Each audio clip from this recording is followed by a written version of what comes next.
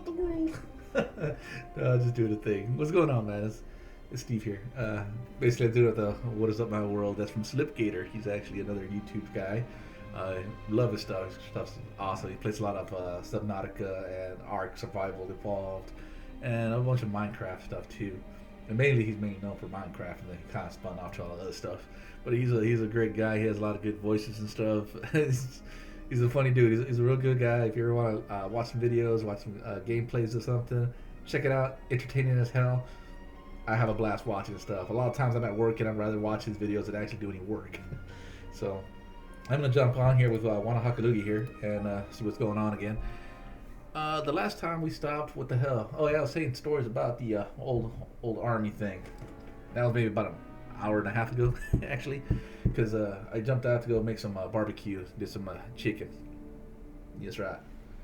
So let's see what we got here. I came out here because I was gonna do some training. Got the training done. And okay, I already got missions set up. So I guess we're just gonna continue going with the thing we're doing. So let's come up here, get our vehicle. Come on, generate. Where are you? Pop up. Call, bitch. Oh, there you are. 22 damage. Holy crap balls. Alright, so here we go. Back at it again. We're going to go back out here and head to the east. We're going to do some more missions and stuff. And yeah, now I'm drinking a beer here. My third Blue Moon. I got a kegerator full of Hakusho Oktoberfest. Fucking delicious. But it seems like it's losing some of its CO2. So maybe my CO2 is too low. I got it at about 12 psi. I also got the temperature a bit low. They say it's low. I have it lower than normal. I have it at 36 degrees. They say usually those German beers you got to keep about 38 or so, even up to 42. It's like or 41 around there. You know, it's like, oh, that's pretty warm, man. You know. So it might be that since the temperature of the beer, you know, is so cold, it's the molecules aren't bouncing around as much, so the CO2 is starting to escape. And well, that could explain it. So it might be that it's too cold and the pressure is too low because it should have kept that compressed to keep it from bleeding out. So that's something I might have to go look into and probably remedy here soon. I've also noticed that the line's starting to taste a bit bitter. I mean, because I don't clean up the line. Well, it's because we have a 13-gallon keg, so we haven't finished it yet. So that's probably why it's getting like that. And it's already been there for maybe about a month. So I mean, it's not enough time for it to go bad, but you know, fuck. I've noticed that. I mean, I checked the system. There's no leaks, no nothing. So, yeah, I don't know. Either way. All right, so we're gonna go kill some frogs. I think they're both frogs.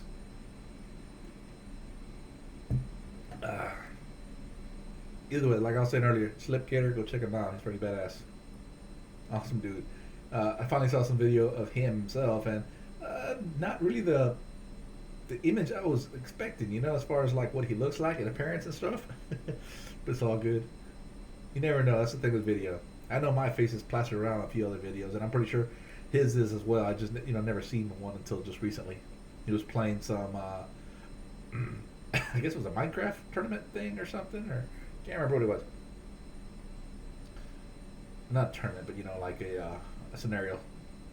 Okay, so either way, what was I talking about last? I was talking about military, army, that's right.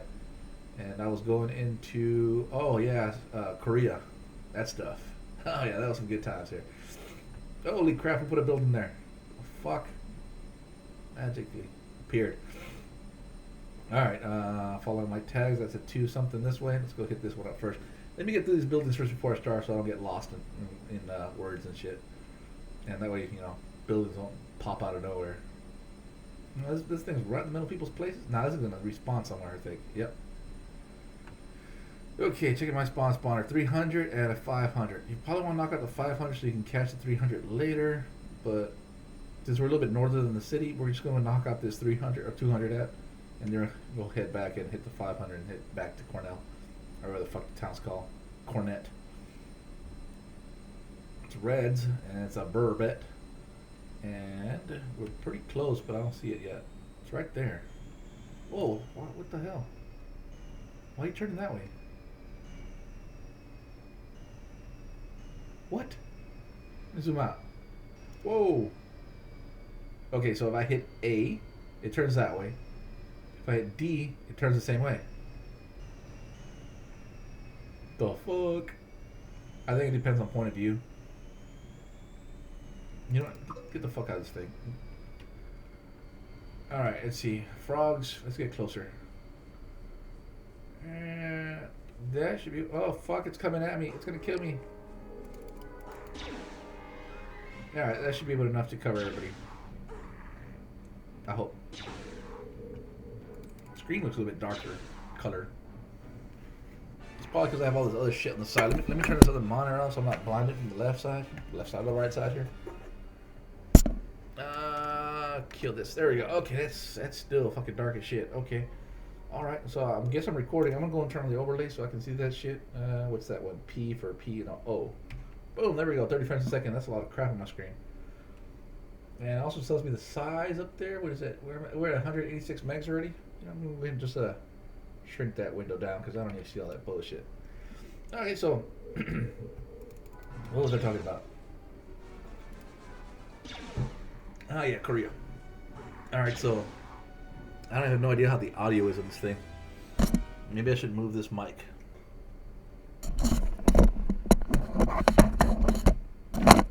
Okay, now the mic is near my mouse. Let me turn this thing around so it faces me.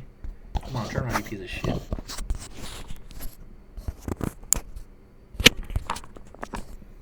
Alright, hopefully that sounds better. Yeah, so I went to South Korea basically in 1999, and I did a whole year there. It was pretty impressive because I can't remember the exact date, but I remember showing up on like can't remember the date, but I remember taking note of the date at the time. It's just been so long now, but I went there on this specific day, and then 365 days later, on that exact same fucking day, I returned. So like it seriously did 1 year exact, which is pretty neat. So I thought that was pretty cool as far as the timing went on it. Like, whoa, it actually worked out where, you know, I spent the amount of time. Man, I'm getting my ass kicked here. But yeah. So I went to Korea, basically, like I said before, to nail some Asian chicks, and that didn't happen. But I got there, and I was stuck in a room with this Hispanic guy. I can't really remember his name, but I know he was his personality was real bland, real quiet. But you knew it was just a front, you know, like he was faking it, you know, like he really was some loud, obnoxious dude or something like that. But you know, never got that while I was there. So I basically got to the dorms, and I got stuck with this guy for about a week or so. And the guy who showed me, basically introduced me to the base and the platoon and the shop and all that stuff, and the facilities and all that, was a guy named Chad. So Chad was a pretty cool guy. He worked in my department, or my facility. He was a 35 Echo, I believe, which is a radio communications repair guy, and I was a telecommunications repair guy. It looks like I'm about to die here if I don't stop shooting shit. Let me heal up here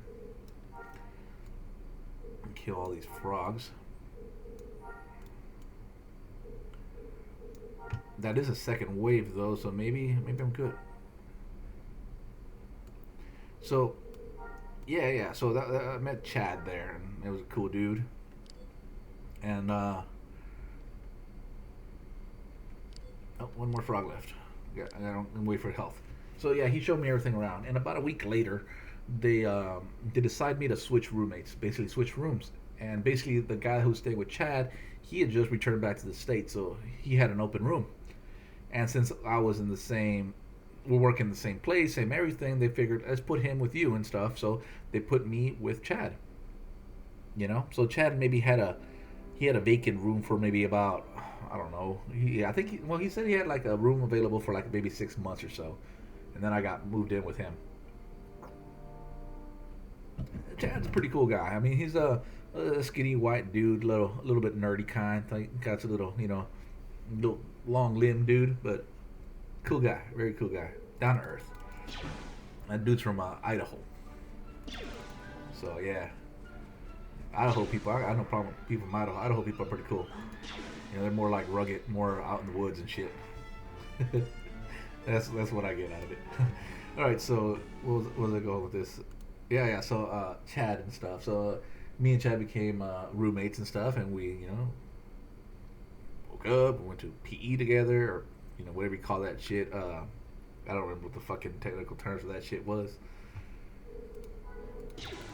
But yeah, physical fitness shit, and then breakfast, lunch, and dinner, and we went to the shop and stuff, and basically he kind of like mentored me and all this stuff, and whenever they did like they had certain not departments, but several different tasks or what do you say positions. Like one of them was the guy who took care of the batteries and stuff. So he did that for a little while because he was the radio guy, so he had the battery, so he had the battery disposal stuff. So he'd take that to the next base nearby, and basically that was at Camp CRC, I think it was. I was at Camp Kyle, which was called Chukamari because of the hill behind us was a little mountain. But yeah. So he would take me on those trips to go dispose of these batteries and stuff like that. And the reason he'd do that, so that way whenever he left, I could take over that position and I can go and dispose of the batteries, because we have like magnesium batteries and all kinds of other shit, lithium and stuff, and you need to store them properly. Basically the magnesium batteries, you need to make sure moisture gets to them. So we had a refrigerator that we would put the batteries in, and it was pretty much filled with silicon and all kinds of stuff like that would make sure there was no moisture and stuff, because then you'd have a battery fire, and that's not good. So yeah, so he taught me stuff like that, and whatever, and he also introduced me into Warhammer Fantasy. Now that's something right there. Basically D&D. I've seen it before, and I never played it, and I've always heard about it, and they always say, oh yeah, only nerds play this and stuff like that, and whatever. And that's the assumption. That's what you hear from everybody. You never get it. You're not exposed to it. But the more you learn about it, the more you're like, you know what? It's not about nerds. It's just people. And the people that I'm seeing like all kinds of people play this game. I'm talking about preppy people, beautiful people, jocks and shit, nerdy people. I mean, all kinds of people. I think the reason it works a little bit more with nerdy people is because they're more open to social events, I guess. They're not. They kind of keep it more because they're more of a community knit type deal where it's like, oh, I don't know, this person's gonna feel the same way I do or like the same stuff I like and stuff like that. So whenever it comes to like that kind of gaming, you're like, it's fantasy and stuff, and in order to know about fantasy, you got to read books and shit and all that stuff, and you figure, maybe some nerdy folks have read, Lord of the Rings or books like that, or even some Dungeons and Dragon books, and you have a more of a higher chance of that happening. They've read, more literal people. And a jock kind of person is not going to read that kind of stuff. Basically, maybe they might have been introduced to it by somebody else, like a friend. But yeah, that's basically the I don't know if the word's bias. No, it's not bias, but that's usually how it goes. But yeah. So yeah, he showed me into Warhammer, and basically, it's not D&D. Maybe he wanted to make that clear that it's not Dungeons and Dragons. It's called Warhammer. And it's not regular Warhammer, it's called Warhammer Fantasy, which is a tabletop role-playing version of Warhammer. Warhammer is, there's Warhammer 40k, which is a strategic battle type of thing where you control a whole bunch of, a whole army, and you make them fight, and you battle and stuff like that. And that whole thing is pretty cool too, but it's expensive. So that's one of those things I never got into because mainly the cost involved into doing it was just too insane. Let's see, we're gonna kill cow people. Cow people.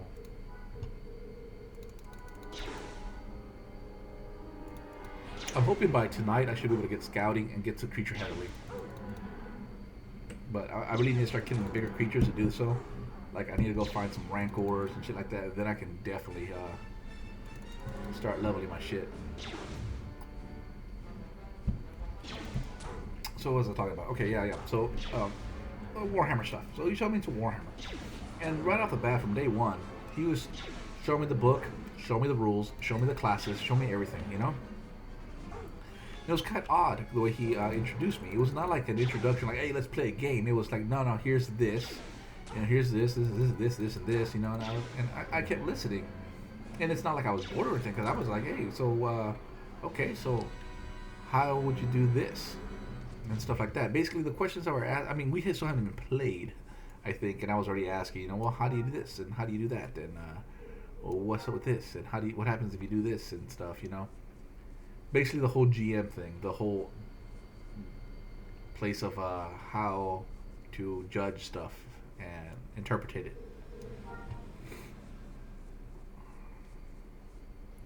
So yeah, so I learned basically my GMing skills from Chad, and Chad's always been a real ruthless guy. Basically, if you fuck up or something, he'll kill you or maim your character or do something. And I know several other videos I've said that where I've complained about him being too rough. Like, shit, I won't even go into it because I know every time I say it, he probably cringes if he hears it. So I'm not gonna do anything. And I know I'm posting this video, so he might watch them. But yeah, no. But yeah, he taught me the D&D thing, and I remember what was awesome is like we had some other guy in our platoon named we call him, his name was Gonzalez. His last name I can't remember what his actual first name was. We just call him Gonzo, and his name was Gonzalez, but he's a white dude, red hair, freckled guy, and his name was Gonzalez, and it was like, what? Where'd you steal that name from, or what happened there? I don't remember where he was from, but he was from one of them southern states there, maybe Louisiana or something like that. But yeah, no, that was a cool guy. We also played D&D with him. We introduced him to it, and he's not the kind of guy you would think would be into it. But like we told him, and man, he was just fiending for it afterwards. And that's the thing. Everybody that we introduced to the game, later on, they love it. They're like, they can't wait till we can do it again. So, my person nearly, but he doesn't show anything because the animation's fucked. There he goes. But yeah. So, what was I saying? Yeah, even at one point, it was actually, I believe it was me who did. I went to go see our commander because we got a new commander. Our commander from our company left within the first month or two after I got there, and we had a new commander. I believe his name was Barry. Patrick Barry might have been his name or something like that. But it was a cool guy. He looked a really nerdy dude. Like, no one else wanted to really mess with him because he looked like a straight-laced guy. You don't want to mess with this guy. He looked out of place. You'd feel he had glasses, he had blonde hair, he had a little round face. He did not seem like everyone else. He didn't seem like a regular grunt. And that's the thing with commanders. You have to go through schooling. You have to have college behind there and stuff like that. Do you get a commander? Become a commander or a lieutenant or any kind of officer like that. What are they protecting? This bush? Another nest. Yeah, so, yeah, Captain Barry. And this is after we've been playing D&D for a while. I keep saying D&D because that's what people associate it with. We've been playing Warhammer for a while. So, one day I asked him, hey, because, he looked like the kind of folk that, this is what I'm talking about. How you would assume someone, like a person that has a nerdy appearance, that he has more aware of it because he's read or he's heard or even played before and stuff about it. So this is a kind of the you figure that out. That's how you say it. That's how the little group stays like that, the way it is. It's interesting. So I asked him one day, it's like, hey, you ever play D&D or anything? And this is because this is a commander. You're usually terrified to talk to anyone of any high status or rank. You see him, you salute, you keep your eyes straight, you're all like that. But this towards Korea, after hanging out with Chad, you kind of realize that he's already been there for a few years, and he realizes that it's all a game, and basically not really a game, but what's going on. So by that point, you already know that, hey, these guys are gonna be assholes because they can be assholes because they can get away with it. but call them out on shit. I mean, there's a lot of things that they have to do. They can't be total dicks. I mean, by law or by UMCGA, whatever the fuck it is, they have to do, certain things. So after knowing this, you kind of realize that people are people. Even commanders are people. They're just a regular old Joe, probably the same age as us, except he went to college. Although he was a little bit older because I was young as crap. So I mean, I'm like 17 here now, and they're probably in their 30s or so.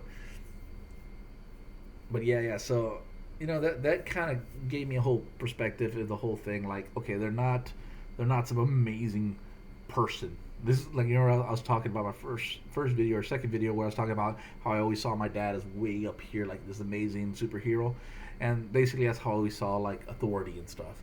And not until you start realizing that these people are people, and they all put on their pants the same way and shit like that. Well, that guy, I think I had a question mark on him. He was curious about that.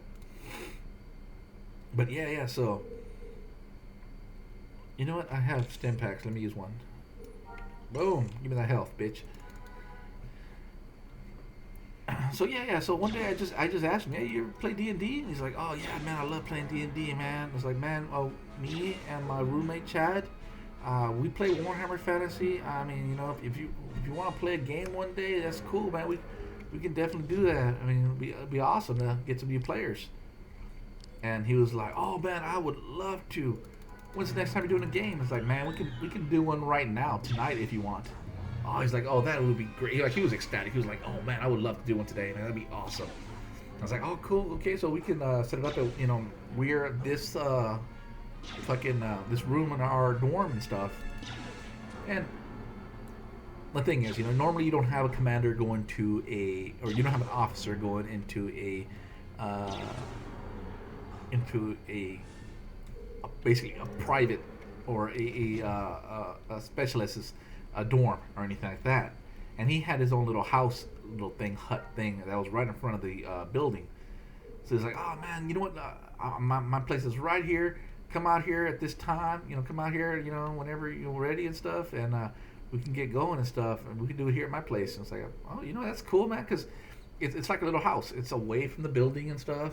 It's not far away. It's like maybe within a stone's throw, but it was its own private thing. There was not a condo. There's no other buildings, no other houses around it, no other people. It was just that little building or that little house, and he was in there.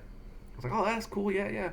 So we showed up, and we brought a little backpack, and we brought some Jack Daniels because Chad introduced me to Jack Daniels, and I've been drinking Jack Daniels like ever since. And Tedeschi whiskey. The thing is that we know this is the commander. This is, and I'm underage, and Chad's of age and stuff like that. And I was like, "Oh man, I'm underage and stuff." But we're taking a bottle, and Chad was like, "Well, let's take it with us and see what's up, man. Because we're all soldiers here. It's not like, oh yeah, I know you're underage, you're a minor. No, we're all soldiers. All of us in the military basically signed up. We put our life on the line. We can die any minute, and any time. And there's no, basically at that point, it's like we're not your bullshit law stuff, or not laws, but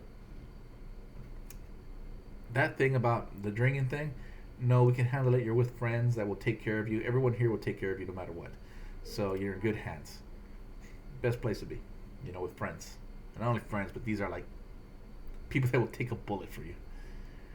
And that's honestly how I felt. And any soldier, I would take a bullet for. Not until you actually get to know them, and then you're like, "Oh man, this guy's an asshole. This guy would not take a bullet for you," And so it's like, but originally, everyone is your best friend, basically. But another thing I really love about the whole military thing was that it didn't matter where you went, what camp, what base, what state, what division or department or whatever. You were all soldiers, and we all basically were friends. We approach each other like friends. Never met each other, nothing. Be like, "Hey, how's it going, man? Oh, what's up? Hey. And the guy would, you could ask him for something. He could help you, or you offer something to him. It was just a really friendly deal. Like, hey, you need this, that, whatever. And it's weird. It's pretty cool the way that was kind of how that worked out. All part of the same club. you want to say. Later on, yeah, you get some more things where people are assholes, like Air Force people are assholes. Marines think they're so fucking badass and shit that they're assholes. The Army people think they're so badass that they're assholes. The Navy guys and all this stuff. And all in all, and it's weird because they have this, there's this like tree of shit. So basically, at the very top, the badass list, we got the Marines, and then we got Army, and then here's where we go to Navy and Air Force. Now the Navy are they basically doing all the grunt stuff, work and stuff. Marines travel with the Navy, Marines travel with everybody. And we got the Air Force. Air Force works with the Marines because they fly off their carriers and all stuff like that. So I want to say, so after Army comes the Navy, and then comes Air Force. Although the Air Force is probably one of the more powerful things because they got aerial fucking control and shit. They can blow shit up from fucking miles away. But the thing is, they're dicks. You know, they're all they all seem stuck up. I mean, well, I guess you can't really say that. Like, they're pampered. They're pampered like hell. Like, check it out. Yeah, I was assigned to Fort Hood, Texas, and they had a shortage in barracks. So this platoon, or these few guys from Air Force, were there for some training or something, and they had no other availability room or other rooms available. So they made them all stay in our dorms, same buildings, but they were not. There was nobody else in them. The same building we were in, but just the rooms were empty. So they gave it to those guys. So those guys got paid an additional $1,000 because our shit was not up to par to their standards.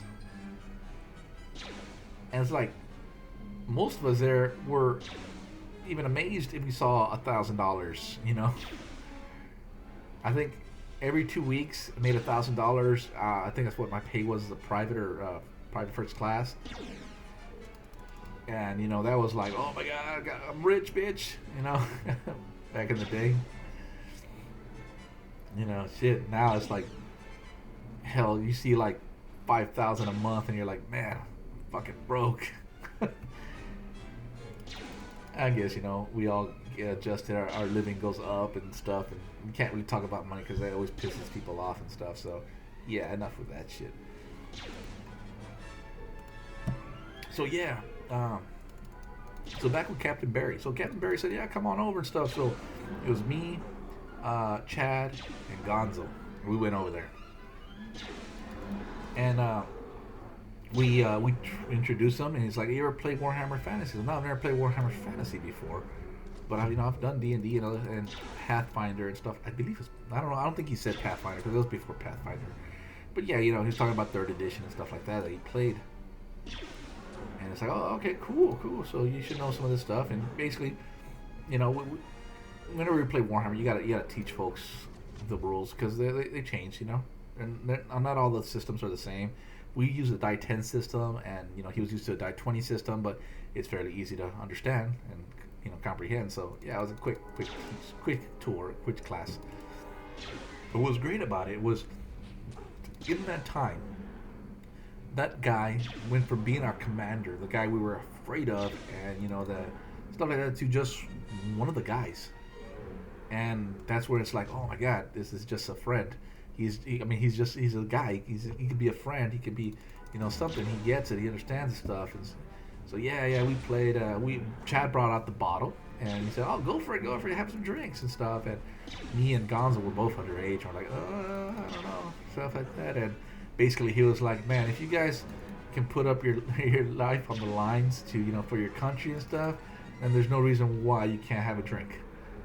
You're with friends and family that will take care of you." And I was like, yeah, that's fucking awesome right there. So that was cool. And man, we drank, we got wasted. We always get wasted. And that's pretty much how I always play D&D now. It's like, I play to get wasted. And most of the time I'm the GM, and having a drunk GM, when he gets really wasted, oh my gosh. All shit breaks loose. Either way, fun times. But yeah, so it was neat. The thing was, like, we didn't abuse his friendship. Like, we never asked him for anything like that. I don't recall if he ever offered us anything. I mean, he might have, like, cut us some breaks here and there, but we never asked for anything. Hey, they're gonna go do this thing. They would ask, you want to go and do it, or you want to sign up, or whatever, or something like that. It's like, oh. I remember once, one of my buddies was ill, and he was in Op 4, and I was like, you know what, I want to be Op 4. I said, hey, Captain, fucking Green is out and stuff, and I wouldn't mind going and do the Op 4. It's like, oh, go for it, man. All you gotta do is just get your gear together, go check out your rifle, rifle, and jump in the truck. That's it. They say anything, just say, talk to Captain Barry. Boom, okay, done. And just like that, I was on Op 4. I was was that a 249 gunner? Actually, I think I was assigned a 249. So I had the automatic machine gun, that big, damn heavy thing. And well, that's the thing. I didn't have what you call it, a battle buddy in that situation, because I didn't have anyone else to carry the extra barrel or anything like that, or extra ammunition. But this was all training, so we didn't need any of that stuff really. But if it's supposed to be training for real life shit, then you should have everything like you would have. Whatever. But yeah. But I remember it came out to basically 4 days before I'm supposed to leave. 3 days, I think, before I'm supposed to leave, because you're supposed to before you leave, you gotta go do all this crap, get signed out, you gotta take a bus ride all the way to this fucking place. I can't remember what it was. Osan, I think it is. It's an Air Force base. And then you stay the night there, and then the next night your flight takes off. But you have to go to Seoul. You gotta go to Seoul first, sign out, do all this shit there, and then go to Osan, and then from Osan you fly out. So it's a 3-day process. But I remember it was like the 4th day, and it's like my last day there. And I remember it was like a few minutes before our final formation, and it's the day I'm supposed to leave. And I go, hey, Captain Barry, hey, Captain, or hey, Barry. I know I should be calling him Barry like that, but we're pretty good. I mean, always respectful. Captain Barry, I would say, Captain Barry. Hey, today's my last day, and I'm supposed to leave for Seoul, and I want to see about my promotion, because I'm still a private. I'm still straight private first class. No. I wasn't even PFC yet. I was just private. Yeah, I got raped on that shit earlier when I was in Fort Gordon doing my schooling. Basically, I was gonna get promoted to private first class, and there's this dipshit in our barracks room, and I remember it was like 4 o'clock, and at 6 o'clock we usually have to go to formation, then come back, and then we would clean up the room, then go back to formation. And it was early in the day. It was like 3 or 4 o'clock, and I basically talked to everyone and was like, hey, you know what? Let's go ahead and clean our stuff now, and then we'll come fucking formation. When it's time, we don't have to do anything. We just go to lunch, come back, and that's it. And I was like, yeah, let's do that. So we all started cleaning. Everything was immaculate, ready to go. Inspection ready. And that one son of a bitch, he didn't do anything. It's like, hey man, you can get stuff. So I said, nah, I'm not gonna do anything. It's like, all right, fuck it. It's his deal. He does his own thing. So. Okay, so we go to formation. They tell us, okay, let's go break and clean up your stuff, and then come back here after lunch. So we go to the barracks room, and okay, I'm like, everything's clean. Fuck it. The only thing that's not done is this dude's fucking bunk and his fucking his little closet thing. So it's all on him. And then he just starts saying, all right, everybody, we need to clean up this barracks and stuff. And I step up. It's like, nah, man, we already did that shit. We talked about this 2 hours ago. Everybody cleaned up. Everyone did their work and stuff like that and cleaned that shit up. And you just didn't do shit, And he was trying to be all like, oh, we're supposed to clean up this stuff. It's like, hey, man, motherfucker, I took charge earlier and I took care of this thing. And so whatever the fuck it was. So he started barking commands at people, raising his voice and shit. And I told him, I ain't going to do shit because I already fucking did this. We all already did this shit. And everyone else basically said, fuck it. They didn't want to deal with it. So they re-cleaned everything again. They basically undid the beds, redid the beds, fucking swept, mopped, fucking... did the whole thing with the cleaning the floor, what do you call that shit, the buffing and all that. And basically, he just stood around, did absolutely nothing. Other people, because there's basically they assigned like, okay, you do the beds and stuff, and you do this, and you do this. So everyone else did stuff all around the room. So his shit got all fixed up and cleaned by somebody else. He didn't do a damn thing. He just walked around and looked. And he was nothing special. He was no fucking higher rank or anything like that. We were all privates. He just being a dick. And the thing is, we had already taken care of all this stuff. Whatever. We didn't give a shit. So we didn't go to lunch early. Instead, we after that was done, we went to lunch, came back, formation stuff like that, and all that. And then like a few days later, they're up. My time's up for promotion, and we're all getting called up one by one to get promoted and stuff. And when they call for my name, they're like, "You are not getting promoted because blah blah blah said you're not a team player. You refuse to fucking work and stuff." And like I could not say shit. I mean, because you can't speak out of fucking line or anything like that. After it was over, I went ahead and grabbed his ass and like, "You're coming with me," and I went to talk to the drill sergeant about it. And it's like, no, they made it out where I was the bad guy. I was the piece of shit. I was the one that fucked up everything. And it's like, what? I just wanted so badly punched this dude in the face, and I wanted to kill this fucker. To this day, if I find him somewhere, I'm gonna slit his fucking throat, man. Son of a bitch. Just because he pulled what he did, it was just bullshit, man. Like, ugh, fucking dickbag.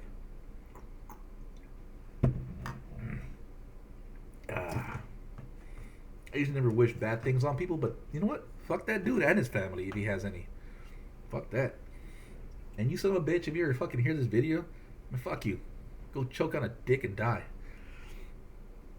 But yeah, so that happened. And so, man, I was destroyed after and that's the thing. I went through the basic training. I never broke down. I mean, I realized the whole time it was, there's the things, the game, it's whatever the fuck. So I never got broken down like everyone else did. I just did my own thing. I was quiet. I did my thing. No one even noticed me. I remember one part in basic. They were like, I was in line for dinner or something, and the drill sergeant pulled me out. And he's like, what platoon are you with? And I'm like, I'm with your drill sergeant, Beastmasters. He's like, how come I've never seen you before? It's like, I've been there. I just, do what I'm supposed to do. And he tells me to get down, do push-ups. And I started doing push-ups, and I just kept going, 20 minutes, I'm counting them out. So, when I hit like 200 or something, he's like, get up. I guess he saw that he can't do shit to me. So I get up and get back in line. I lost my place in line, but fuck. And it's like, you know what? Fuck y'all people. I guess because I never was in trouble with him, or I never got called out for anything. I mean, I never volunteered for shit. Well, I would volunteer for stuff, and I would help. That's the thing. I would always help people. So, like, someone else would volunteer for something, I would help them to make sure they accomplish whatever they're supposed to do. If someone was too slow in running or something like that, I would stay back and I would help them run faster. That's one of the things, too. I used to be fast as fuck since I was in cross country. I used to be first in the line. But I'll talk about that later. That's another thing. So, all right, so backing up to this fucking cocksucker I was talking about. So, yeah, after that shit, I was destroyed, man. I remember I was literally fucking crying, man. I went to a payphone and I called my dad and I was crying, like, man, get me the fuck out of here. I was like, I'm done with this. This is bullshit. And as I'm saying this, I'm like, man, they finally did it to me. They broke me down, man. I mean, this is, and it was nothing. It was not like no one's other intention. It was just the backstabbing nature. That's when it's kind of smacked me out of it that we're not really a brotherhood. There's a bunch of pieces of shit in there that don't deserve to be there. And those are the pieces of shit that probably fuck up the world. And man, I've just been sitting here for a while not shooting shit. But yeah, so that shit. I don't know what the dude's name is. I don't give a fuck and I don't care. But I wish bad things on him. Just because he was a piece of shit person. But yep. So I didn't get promoted then. And I wasn't really upset because I was not promoted or anything like that. I was upset because this dude was backstabbed me, and then everyone else bailed on me. Because basically everyone else listened to the dog that barks the loudest. And this guy was a crybaby, son of a bitch, a tattletale type person that no one wanted to even fucking deal with him because he's a piece of shit. He's one of those guys that would lie about something just to get you in trouble or whatever. So I didn't really know the guy much. I was like, fuck it, just some dude and whatever. I never liked that dude.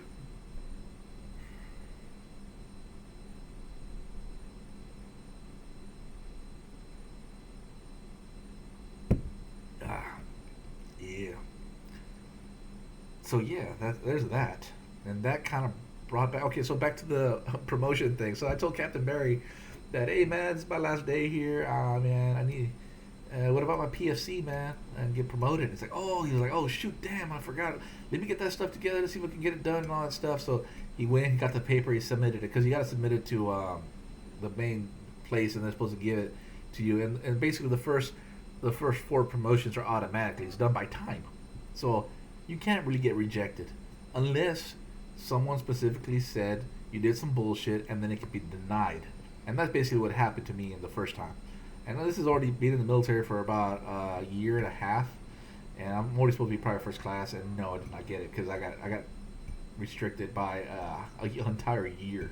And I never asked Barry for it until the very end. I was like, hey, Barry, and then he was like, oh shit, man, I've been meaning to, I'm sorry, and stuff. So, at the very end, he was like, yeah, trying to help me out and stuff. But yeah, it did. The promotion didn't manage to get through, I think. They tried doing the thing, but they couldn't get the permission in time or something. I did last formation, the promotion didn't happen, and I ended up having to leave, so I left. And basically, I think when I got back in, when I got to Fort Hood, they were like, okay, PFC, blah blah blah, and I was like, oh okay. Then they went ahead and just, I had the rank, but I didn't get to do the whole ceremony thing, get pinned and stuff like that, or maybe I did, I don't recall. So long ago. I'm going south now. So yeah.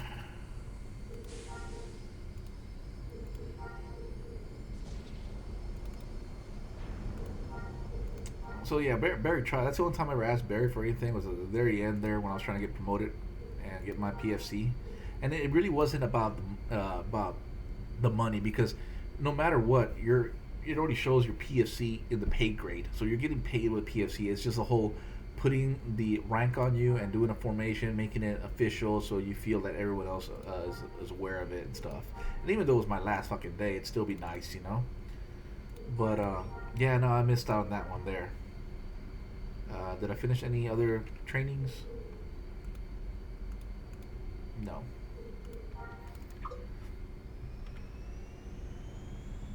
Turn these back on. So yeah, that was one of those things. I got it in Fort Hood, and then I also got specialist in Fort Hood, and then I even got demoted. But it wasn't an actual demotion. It was one of those things they just basically tell you to put on a different rank, and then you have to do a lot of extra stuff. And that was some bullshit that I did. That you know what? I don't even want to talk about it. Just some fucked up shit. But yeah. Either way, the whole ordeal was a good deal. I mean, I think everybody should serve, like, mandatory at least. But pieces of shit are pieces of shit everywhere, and they'll always be pieces of shit. But they need to get to a point where they can be put in somewhere, and then the society can just declare they are pieces of shit, and then just end those people's lives, because we're done. We're too full of pieces of shit. They need to get rid of pieces of shit. If they do that, that'd be great. The thing is, I'd be like, oh, wow, that's fucking horrible. There, you're talking about government deciding if you live or die because you're a piece of shit. It's like, no, you heard I said the society. I mean, if you are truly a piece of shit, not even your own parents would defend you. I mean, that's the kind of piece of shit I'm talking about. And there's a lot of those kind of pieces of shit. But yeah, just wasting resources, making everyone else's life miserable. But it seems like sometimes you need that kind of disruption in order to force somebody else to get better or improve themselves in a way. They both relocate. No, they did not relocate. Just that one disappeared from the map. Going straight. The hell is that thing? Oh, it's some kind of monument. Yeah, so shit balls. How much money do I have? 15 maybe? 20,000. See, I'm picking up money. See, so missions is a great way to make money. So 20,000 there, I can focus on training. Wow, that's across the river. I guess so. Let me just show you about these vehicles. This is a vertical wall. The thing is, in Star Wars Galaxy, if you want to climb this wall, you can. It just takes longer because you got to go straight at it, and it's slower. Going over the terrain. as you get better at scouting, you can go up this wall pretty quickly. I'm gonna just nail this thing like boom, fuck it. It doesn't care. It went up the terrain as if it was flat surface. It just took about the exact same amount of speed and time. So that's one thing that's great about vehicles is the terrain negotiation or navigation, what you want to call it. All right, so this thing should relocate here soon. Can I fly over somebody's house? No, gravity drops it too fast. All right, it's been relocated to 900, 600 that way. Okay, we'll do that. Live to Rebel, Metropolis Research Center. All right, so we were talking. I was talking about Barry, and that's the only thing I ever asked from him. So yeah, but yeah, he was a cool guy. And what's neat is that sometimes we walk into his office or we see him somewhere, and we start talking to him like normal. But when we know we're being watched, yeah, we're all proper and stuff. But when we're not, we just start joking or something. We were at the mess hall or something. We start joking around or talking and stuff. And everyone's like, "Why is that private talking to the commander?" And the commander's just shooting the shit with us. So the whole, I guess you call it fraternization. Basically, you're not supposed to intermingle and talk and be friends with your commanding officers and stuff like that. But the thing is that you're out there, you're all by yourself. There's no one else. I mean, the thing is, that dude's a person too, and you know what? He's probably lonely as hell. He has no friends because everyone says you're not supposed to be, friendly like that to each other. As far as a person in charge of you, because that will, it would cause issues with judgment later if something happens and need to put you up in a sacrificial role or something. Basically people are numbers at that point that, you gotta get the job done, and you're putting somebody else's safety ahead, not because, they're soldiers are soldiers, but when you start putting a face and a name to that and a personality, you tend to try to protect that person from harm. And that's what they're trying to avoid. That's what they mean, don't fraternize with, commanding officers and stuff like that. And so it doesn't hinder their judgment. At least that's my take on it.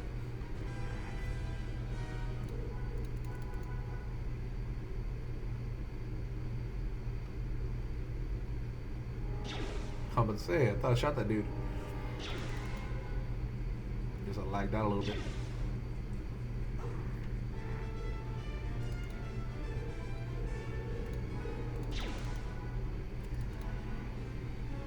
So yeah. So what did I talk? I didn't even talk about the first time. I just started talking about Captain Barry and stuff, and I didn't say the story about last time about the whole getting drunk and stuff. So multiple stories on that stuff. Let me start with the very first one. Day number 1, Korea. I'm 16 years old. I've never drank before, and I'm in there, and they're like, "Let's go out." There's Chad, my roommate at the time, which was not Chad. It was that Mexican guy I told you about. And a few other guys from the shop. Okay, so we all get in a cab, and get in a cab and go to a local bar nearby. And we get there, and then they order this. Picture of. See, do they do the? Okay, they do this little. It's like a little beer bong, a little keg, mini keg. I can't remember how many liters or ounces or whatever the fuck their measurement is over there. But so they order this thing, and it's this little barrel, and inside it's this frozen water bottle, like a regular water bottle full with water just frozen, and that's what's inside the beer to keep it cold. So like 200 milliliters or something like that, some crazy measurement. And it's not too much beer, but at the time, I'd never drunk before. So we start drinking. I see beer, and it's like, oh, okay, it's the first time I ever drank. And I'm a pretty nerdy guy. I'm a little skinny guy. I'm like when I joined the military, I think I was 148 pounds. When I got to Korea, I was probably about 174. When I left Korea, I was like 210 or something. Either way, so the beer. So they asked me if I ever had soju before. And I was like, no, I never had any alcohol before. Like, oh, we got to get you some of this. So they ordered this stuff called soju. And it's basically their version of some kind of fucking malt liquor or something. I don't know what it is, but it's strong as shit. It smells like rubbing alcohol. It doesn't taste as bad as rubbing alcohol. And they mix it with Kool-Aid. It comes with Kool-Aid or some kind of juice like that. And you don't even taste it. It just like, oh, you don't even know it's there. So I drank that. And I'm like, oh, it's pretty good, man. It's real tasty. He's like, oh, yeah. So I killed it real fast because it almost tasted good. He's like, all right. And I continued drinking some beers and stuff. And they're like, yeah, that's still just going to get you, man. It's like, it's a creeper, though. You don't know it until you stand up. It's like, oh, whatever. You know? And I'm thinking, man, I'm doing pretty good here. I can hang out with these guys and drink beer. I can handle myself. And so I was drinking beer, and I had this little notepad with me with a pencil, and I was writing down basically first drink tastes like this, second drink tastes better, blah blah blah, and all this stuff. And stuff what I'm doing, almost like a little diary. Excuse me. And it was I was going at it in an intelligent way because it was the first time I was getting drunk, and I wanted to take notes. Mainly, like I said, I was a nerdy kind of guy. Experiences, I want to make sure I record it and I have something to reference later and be able to do that, So yeah. So I was writing notes, and that roommate guy or Chad or somebody grabs a pencil out of my hands, like, what are you doing? Writing. And I'm like, I'm taking some notes, man. You don't need to take notes. And he grabs that and just throws my pencil across the room, the bar we're at. I'm like, oh, my pencil. So then I stand up to go get my pencil. It's like, oh, I gotta take a leak anyways. I'll get up and grab a pencil. So I get up, I take one step, and I fall. Immediately, as soon as I took one step, as soon as I stood up, I felt dizzy. I took that one step, and I lost balance, and I fucking fell on my ass. Like, doosh, fell down. Like, whoa, fuck. And they're like, yep, that's soju right there. And I was like, oh, this is crazy. I lost what my notes said is like mental capacity or mental capability still there, still register everything, feel fine. And then the thing is, I never noticed anything until after I fell. And then I get up and I'm like, holy shit, my motor skills are gone. My control of my body is limited, Parts of me are numb. I don't feel them, and it's just like sluggish. I can't react. I can think quick enough, but the body's just not there to react on it. So, stuff like that. And I walk or waddle or crawl my way to my pencil, and I get my pencil, so that's fine. And then I'm like, well, since I'm already here, I need to go to the bathroom, so I need to go take a leak. So I get up and I walk over I go to the bathroom basically. And these bathrooms have those real weird urinals where they're real tall and they come down and they come underneath you, so you gotta kind of stand over it. And it's a giant urinal that's shaped of an L. I'm like, oh, this is pretty neat. I guess that way you don't spill or anything, You just, oh man, I need to piece it out. I got something else coming in on the side. He's gonna start peeling that shit. No, blow up and die, fucker.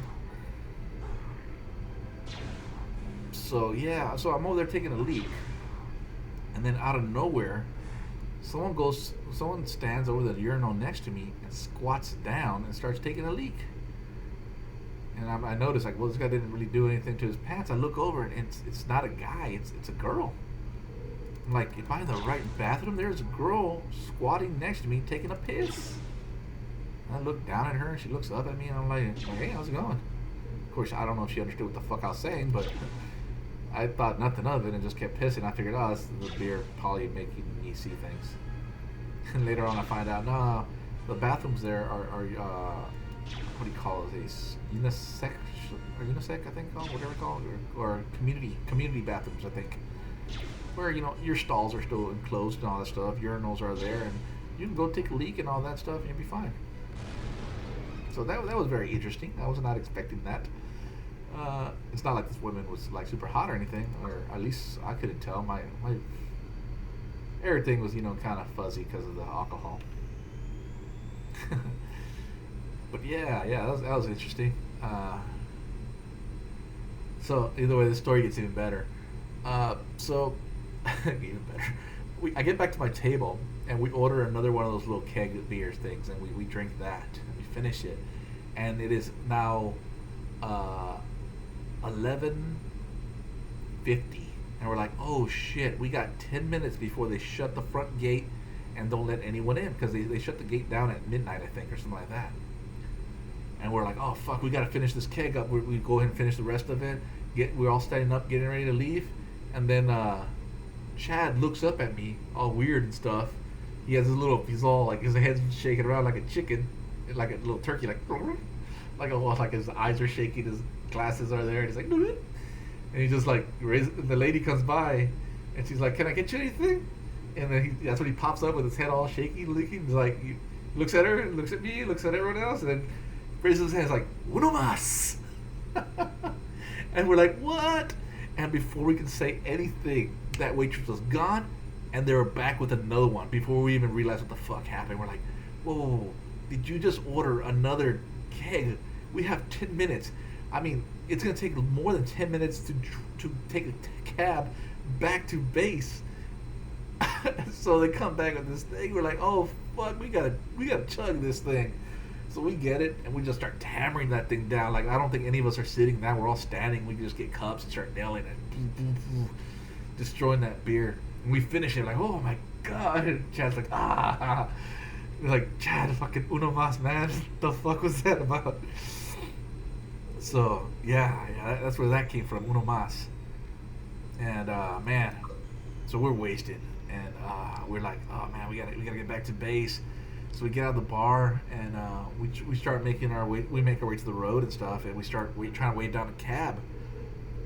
And not any cab in their right mind would not stop and pull over and pick up 4 or 5 drunk ass soldiers at fucking midnight. Because by this time it's already like 12:10 or something, or 12:05, or I don't know what the fuck. I don't know how long it took to drink that beer, man. We finished it pretty quickly. Probably right at midnight we killed it. But yeah, no one wanted to pick us up, and we were like, oh shit, we need to get back to base. So we're like, which way's base? And they're like, it's that way to the east somewhere. And we're like, fuck it. We started walking. We're like, we could call our man. Oh fuck this. We're just gonna walk. We started walking, and we're like, this is a far way to go. Because I remember when we took the cab, it took a long time to get there, but that's because there was traffic and all. Late at night, there's no traffic. Either way, we ended up walking all our way back. And that guy, that roommate that I had that I told you, the Mexican guy that I said was kind of like a faker, whatever. At one point, we stopped to go take a leak, and we should get behind this truck and we take a leak, so that way they can't see us and shit. And then after we're done, this dipshit picks up a brick off the floor and smashes it through the window of the pickup we just took a leak by. I mean, no alarm went off or anything like that, but he just smashed that glass, and I was like, what the fuck are you doing? I mean, we're here, we had a good time, no problems, no issues, we're trying to get back to base, and then you come out of nowhere and just fucking break a window? They're gonna call the cops on us, we're gonna be fucked.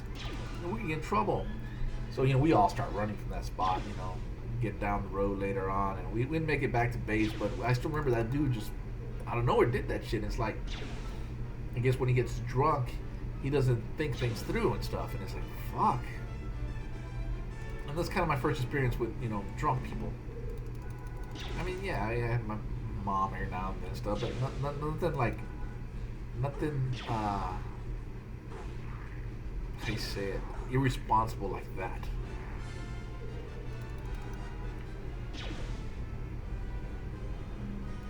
So yeah, I think with that incident, Chad was like, if I stayed with that dude as a roommate, he is gonna basically lead me down the wrong path. And Chad was, you know what, I'll take him as a roommate. And so I ended up staying with Chad at that point. And motherfucking Uno Mas became our fucking sign. It was funny too because later on I became the IMO, the Information Management Officer, whatever the fuck it is. So I control basically the internet connection and gateways and all that stuff and DNSs. And I had all the equipment and wires and stuff, and I ended up running internet. A cat. What do you call it? A Cat 5 cable, all the way from downstairs where the router was, all the way up to the third floor, like out the second floor window into the third floor window of the hallway in the in the staircase. It's like this blue cable sticking out the wall going up, and then up inside the third floor, up into the ceiling, and that shot all the way to our barrack, our room, and in through the wall. Like, I think it came down and through the door actually. So this cable, I mean, you can follow this cable and you're like, you know where this cable's going. And it was my room. We had internet, guys. No one else had internet at this place, but we had internet. Me and Chad had internet. Government, military internet. Doesn't mean anything. It doesn't mean like it's more secure or anything. But we had internet. And later on, the thing is, no one ever told us anything. And this Katusa room was on the second floor, and they wanted internet. And we were like, we got a line in there. We can do that. So I set up the internet for those guys as well. The Katusa are basically Korean army that are kind of attached to us, so they can learn stuff from us, and we can train them so they can have some kind of information. And I believe we have our same soldiers with them as well. But yeah, and they're usually pretty cool guys. They speak English, they speak Korean, so usually it's great taking one of those guys shopping because they will haggle the fuck out of some prices. It's amazing. Like, you go buy a new processor or a video card or whatever, and they give you a price, and normally we'll let's say they tell you $100. We'll probably knock it down $10 and probably get it for $90. But you have a Katusa with you, they will haggle that bitch down to like $40, $30, man. Like, what the hell just happened? It's amazing. And that kind of makes you wonder, well, what the hell's the fucking actual cost of this thing that they can sell it so cheap? Oh, I need to stop this. Peace. So yeah. Either way, so we got internet to those guys, and they never told any of us anything. And not too long ago, I met another guy that was at our camp. This is like, almost 10 years down the road here. And a guy I found out, he was at the same base, and he was at that same camp, Kyle. And I told him, and I started talking to him about this, and I asked him about the if that blue cable was still hanging out the second floor room coming up the third floor. It's like, yeah, it's still there. It's now spliced as fuck, and everyone now has internet through it. But that original cable is still there. I don't think they use that cable itself. They probably have another cable somewhere else, but no one ever took down my cable. That is crazy. Almost 10 years later, and the shit I installed is still there.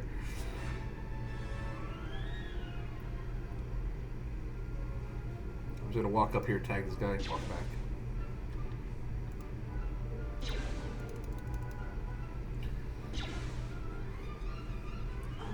Is this the last one on this one? Yeah. So that was Korean stuff there. There's a whole bunch more things. I mean, there's the stripper's birthday. There's still the whole 9/11 bullshit. I mean, there's like the Ace Club that we took over. That's a good one. I kind of want to talk about that one. So there's these different camps, and each camp is known for something. Our camp was known for the best food ever. You go in there and like, basically they have a the kitchen, whoever the fuck they are, the quartermasters, they have a budget for how much to spend on food. And basically, somehow, our budget was screwed up. We had tons of money to do shit. So our breakfast, lunch, and dinner were amazing. We had steak, we had fucking, I wouldn't say lobster, but we had shrimp, and we had all kinds of stuff. I mean, delicious stuff. We breakfast, bacon. I mean, all kinds of. It was just amazing. So everyone knew that if if you were by the DMZ and you wanted to have an amazing breakfast, go to Camp Kyle, because that's what it was. It wasn't until later when they figured out that the budget was fucked up and they fixed the budget. They're like, "Holy crap! We just started this year and we're like 5,000 in the hole." And then after that, they got real strict and it was pretty slim pickings as far as food. But man, for the longest time, it was like boom, amazing. All you can eat. That's where I gained the most weight. It's like people would hate doing KP. Basically, when you go work in the kitchens, you're basically cleaning or peeling. And I'll tell you honestly, I did peel potatoes in the military.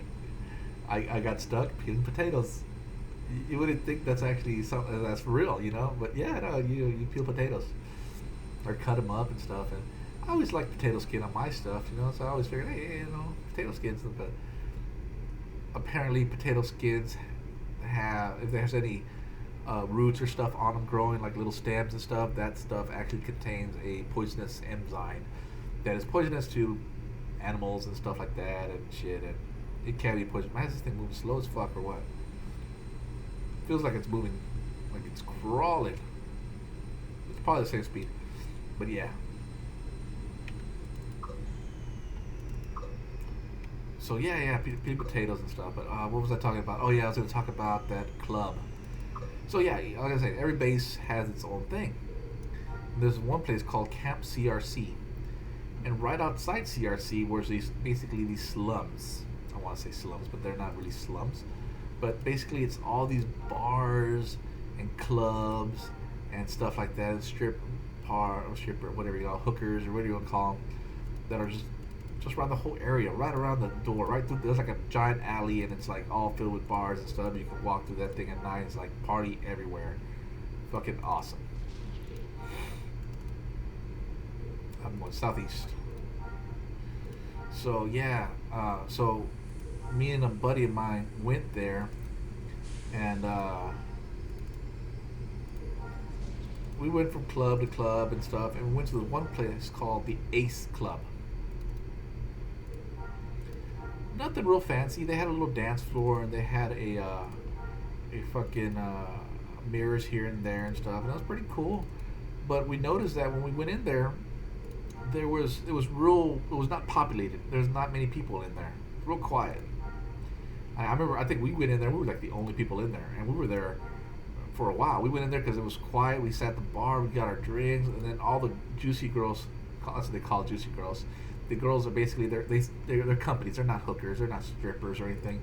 They basically work at the bar, and what they do is keep you company. They'll sit down, talk to you.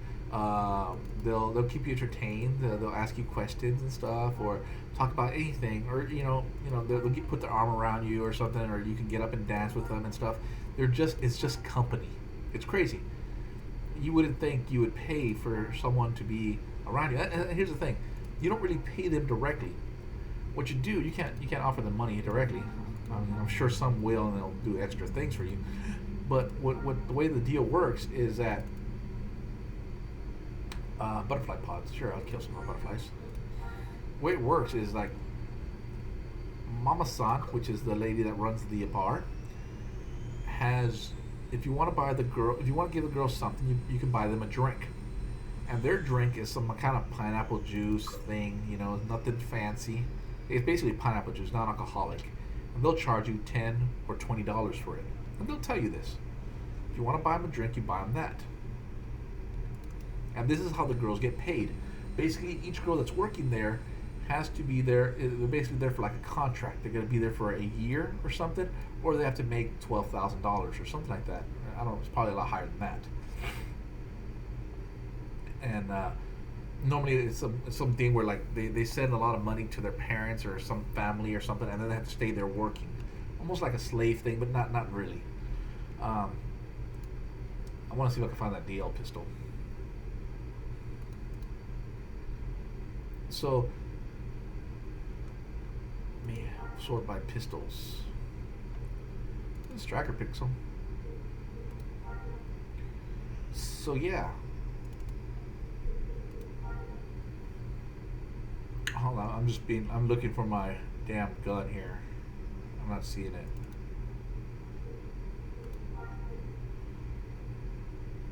A launcher pistol. Let me see. I'll go back to my store in a second. Let me just see what training I have for pistols. Oh my god, it doesn't actually tell me.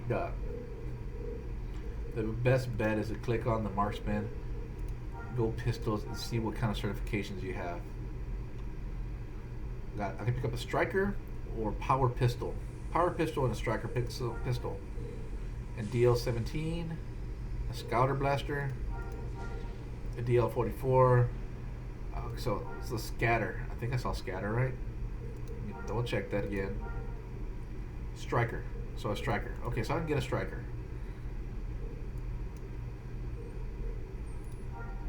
Crap.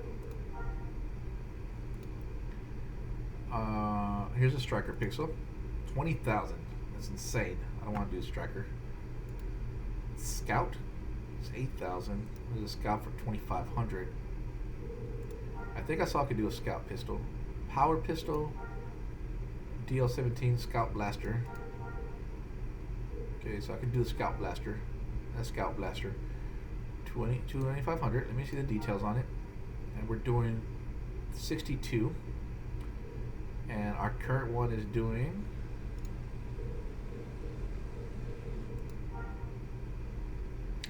$50. So not really much of an upgrade there. But let's look at these other ones. 85, a lot better for 8,000. The striker is way too expensive for that one. 148, though, really good damage on it. Let's pull arm.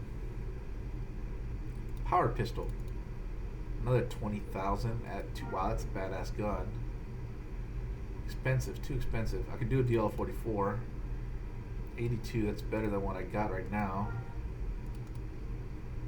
73. 20,000, this thing better be busting ass. 201, hell yeah, it's busting ass. DL-17, carbine. So 82, but 8,000 for it. I don't want to pay 8,000 for it. This is 73. It's only 1,000.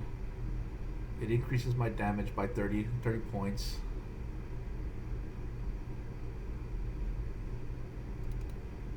This launcher pistol. Can I use a launcher pistol? The thing is, you can use other guns that are not certified by you, but they're just going to do less damage. 44. That's what I want. I want this SWGEmu. And then when you get to Pistolier, you get all the other training at DX. I guess I can get enough.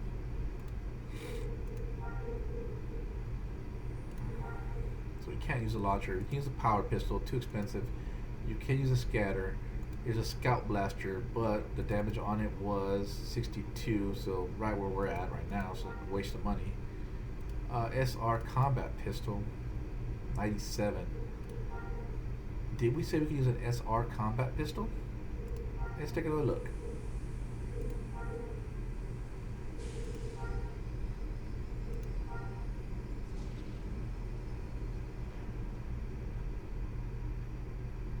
I do not see that weapon. Oh, there it is. Next thing up. So no, we can't use that. We didn't see that either. So the 8,000 DL pistol, DL-18 74.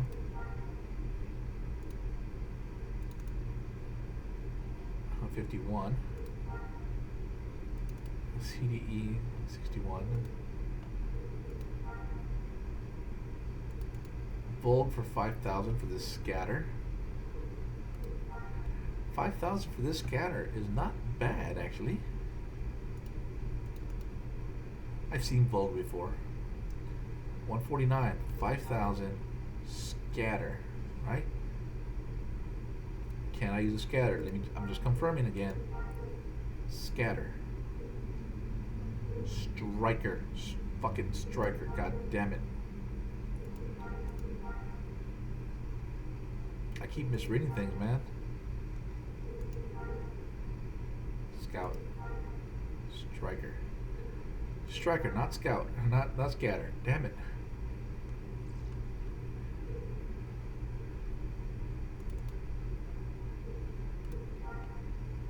$74 for 3,000.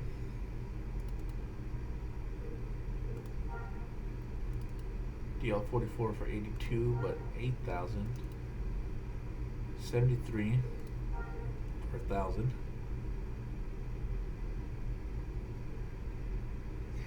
Yeah, I guess we can go for this DL 44 for 73. Condition, it's half used though. Look at that.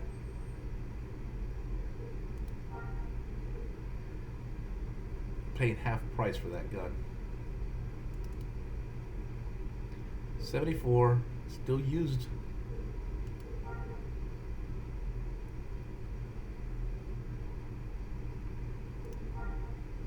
You're not gonna find any more. I thought you can spread this out. Yeah. Pistols. There we go. That gives you a little bit more, and then you can just sort by bid here. Here you go. And look, here's the FGs, man. Can't use them yet. Scatter, I can't use it. SRs, I can use SRs. And 93, oh, there we go. No, I can't use SRs, I said. CDF pistol, 62.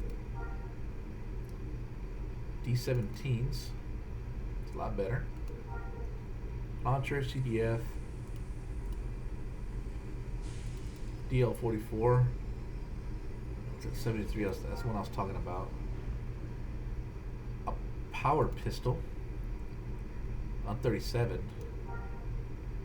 Can I use a power pistol? I think I saw a can. Power pistol. Yes, I can use a power pistol.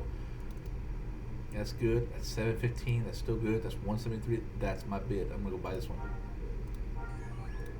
All right. I got a new gun. Okay.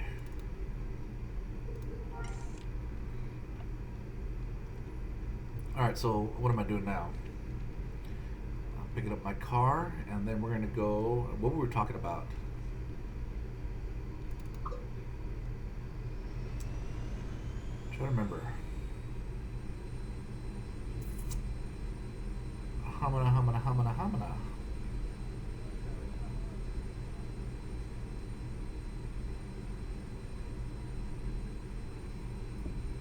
Because I started talking about the pistols instead.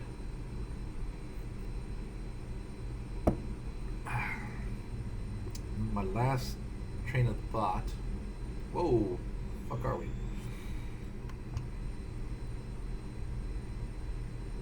I was Uno Mas, and then oh yeah, Chad took over, and basically I started rooming with him, and that's how the D&D thing started happening and stuff, and good things. Yeah. So my time doing the D&D stuff, it's always been Warhammer, never D&D. I tried a few D&D games. I got tons of fucking Pathfinder books. And that's one thing I didn't like was all these different books. But Warhammer Fantasy doesn't have that many books. It has one book, the old version, the first original. There's second edition, and then there's third edition, which is like a fucking like a board game nowadays because it has so much crap, pre-created characters, shit like that. It's like, oh man, if you can't generate your own character, you kind of lose out on it.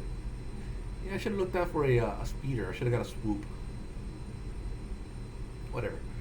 So yeah, this is the D&D thing, and I show my friends, I introduce them, people that you wouldn't think would play, and they never have. They just take my word. I tell them, hey, let's play this game. I tell them it's a drinking game because normally I'm drinking, and I teach them and I show them, and then they're fiending for it. They're like every day asking, oh, can we play? And like, okay, yeah, let's play. And basically, I became a GM like that, and I showed people because I knew the game, I knew the rules and stuff, and then just like that, kept introducing other folks and stuff like that. But no one else got to the point where they learned enough so they can do their own game. And I had a few guys that I teach them everything I could so that they can run their own game. And like they ran their own game, and I would help them out with rules or if they have questions and stuff. And for the most part, yeah, but usually they're real harsh. Again, with the like one with traps, they just fucking love traps. It's like, why would you put a trap at the end of a hallway that goes nowhere? You know, it's just silly stuff. But I mean, if you build it by random, yeah, you probably put a trap there because it's built by random. It's just stuff like that that makes sense, and I have problems with. But that's the thing, you know, over analyze something. So yeah, what else? Oh yeah, I was talking. Now I remember, I was talking about the Ace Club. So that bar, that's what it was. So the Juicy Girls, yeah. So you buy them a drink, and that's how they get paid, and that they make that money, and that's how they get out of their contract or whatever it is that they're doing. So yeah. I think one that I really liked. She was cool as hell. Kind of a roundish face and stuff. Nice girl. She was not a slut or anything like that, man. Well kept, dressed nice, pretty, talked well, kept me entertained. Even though like I can't speak Korean and she can speak English, but not great English, but enough to have a conversation. And the thing is, what really was amazing is that all you have to do is talk, and they'll listen. And it's crazy. Who would have thought you would pay someone to sit there and listen? And it's just a companion of someone else that's not someone you work with or that you know. It's amazing. I always wonder, like, why would you pay someone for that company? Oh man, these guys are chained. That's not good. I guess it shouldn't be too bad. I think I can handle this.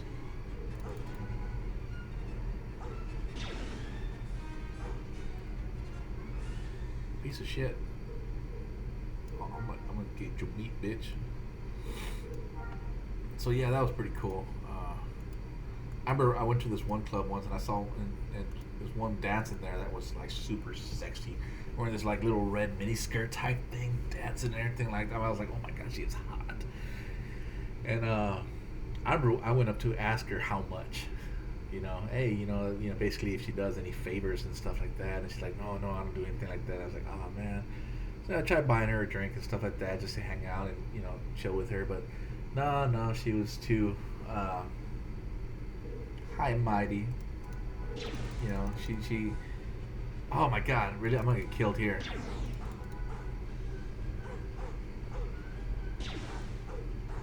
Action's out.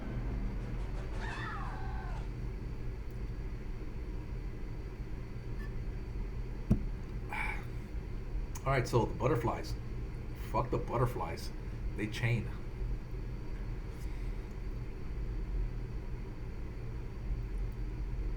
Anything that chains sucks. And that's kind of the difficulty you have with like the people, they chain. So stick with the frogs, and eventually the frogs will chain as well.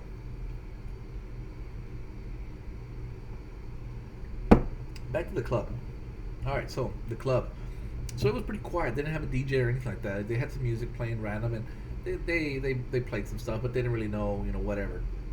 So me and my buddy Green, we asked if we could play a song. They're like, oh yeah, here's the console, go ahead. And so we get up there, and we go to their library. It's like, oh, basically they have a library because everyone shares the same library. They're all on the same network or something. I don't know what they had set up, but they had a bunch of stuff. And we started playing a lot of rock, basically Linkin Park, some Nirvana, some Offspring, Gravity Kills, all kinds of stuff. And they liked the music. And then people started coming in. A lot of people started coming in. And, we basically made it popular by the music we were playing. And it was like, oh, that's pretty cool, man. Because basically we sat there, we put songs, and everyone liked it. It's like, oh, that's awesome, man. So basically they asked us, hey, come back again. And the next day we came back, and we were like, all right, let's play some new songs. And as we did shit, yeah, people liked the music and stuff. So we kind of took over that club. We basically became one of the DJs, and the Ace Club became our club and stuff. So we were the DJs, and people would show up and stuff, and they liked the music, and yeah, so that was cool stuff. It was a good place, and that stayed with us for maybe a good month or two or something like that. And I remember at one time we showed up late because we had to do something or whatever. And we showed up later, and they did the mistake of letting I want to say some some black dude play some music, man, basically. And he put on some R&B shit or some kind of rap shit. I don't know what it was. And the place got dark fast. And I'll tell you one thing: those guys don't buy anything. They're aggressive as fuck. They wanna fucking start fights and shit. They get offended for everything and anything. They don't buy drinks, and they're just pieces of shit. How can I say? Those guys were. I don't want to say that all fucking black people are that way. No, man. I had a bunch of black people friends, man. The guy that I was at the bar with there was green. That dude was black. That dude was one of my best buds, man. But you know, it just when they started playing music like that, different music, they started attracting a bunch of people. And I remember at one point they were asking us, "Hey, man, can you come here and DJ and stuff? Because these guys don't buy anything, and we're losing stuff, man. We're just losing it." And basically, the bar had to shut down. The bar shut down because they lost it. And what's crazy is like you see that happened over there. That was back in like fucking 2000. And I see the same shit still happening here nowadays at different bars and different clubs I've been to, where they'll do an open mic or something like that, and they'll let someone play some music, and then the whole place goes downhill. I've been to multiple bars where that happened, and the whole bar, and it just gets flooded, and then it just goes to shit. Like they have to close down, and it's crazy. Not only that, like later on, like they start doing like drug trafficking through it and shit, and all kinds of shit. That's like, why fuck shit up? Oh man, that's a lot of butterflies. They're gonna fuck me up. I'm about to shoot and run.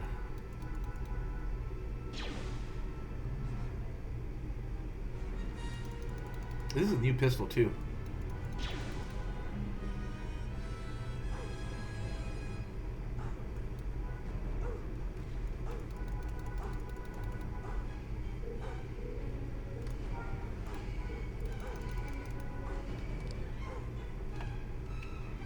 Shoot that fucking thing, man. Fuck. One more left. Two more butterflies left. I'll get knocked down one more time and I'm dead. What the hell? Oh, it's E? E does that? Oh, stop that. R.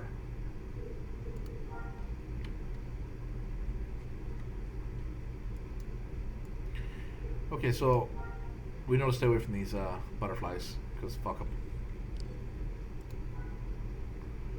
They're gonna kill you.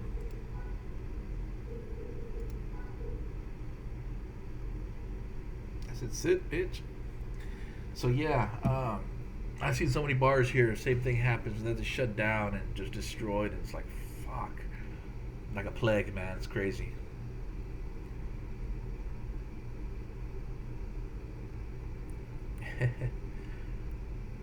I have so many friends that basically the same situation, same thing happened. Where like they have a nice bar and stuff. They work at this bar, they're bouncers there, and then the place goes to hell. One little mistake, and it's like done, and it's almost impossible to recover from that shit.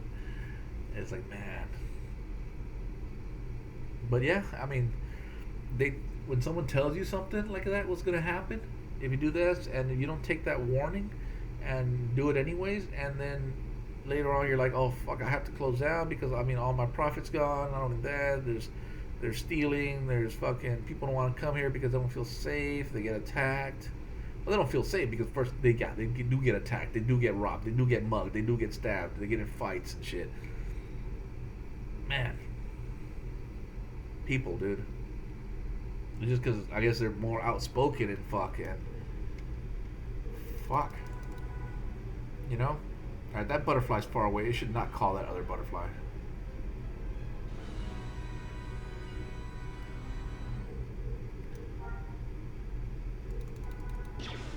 This is the first one too, man. Fuck.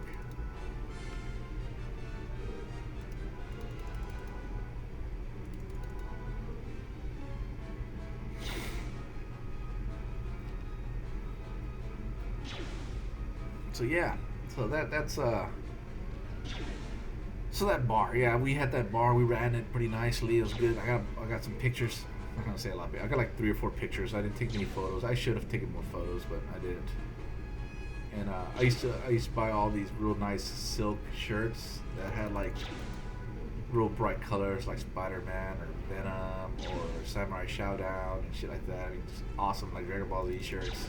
They're like made of this amazing silk. I still got them and I still wear them, and they're still as brightly colored as they were when I first bought them. Man, it's amazing the way the colors are infused, man. Just amazing. All right, this is the last spawn of these fucking butterflies, man. I wonder if another gun would be better. If my old gun would be better. Cause I'm on a new gun, but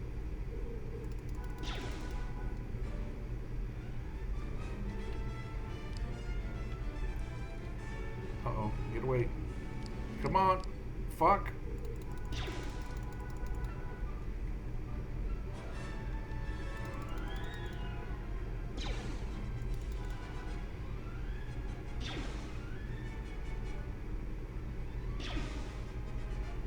Oh, my eyes getting all watery.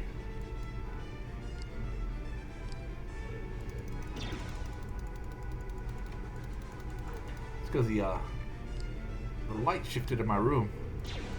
It's getting dark outside now, so like there's no light coming into my windows now. And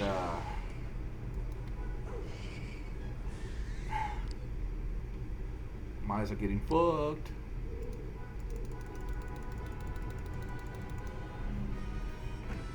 That shit should blow up. I'm gonna turn this light on because I can't see shit.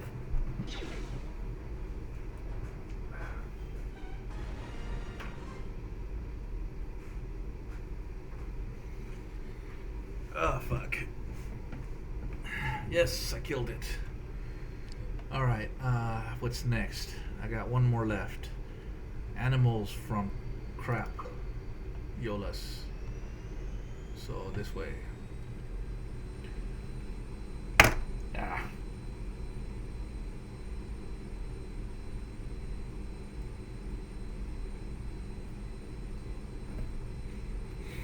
Like that club I was at, like that's one of those places I had an opportunity to sleep with one of the ladies there. But I did it. Oh crap. I'm cleaning my glasses, so I needed to stop it. There we go. Turn around. It's right here. Okay, cows. I can kill cows. Cows are easy. I got a new pistol too, so let's kill this bitch here first. Oh yeah, a lot better, a lot quicker now. Basically two-shot that moo.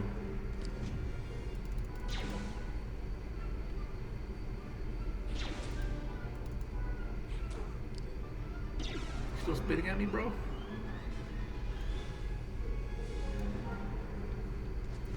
I think last time I was harvesting meat out of these guys.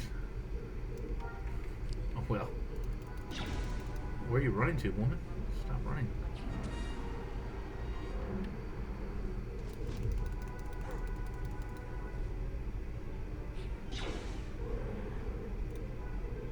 Oh, you know what? My action is so low. I need to stop before I die. That's the thing, is you get too into it and you forget. And you can die. Alright. My eyes are still itchy as fuck.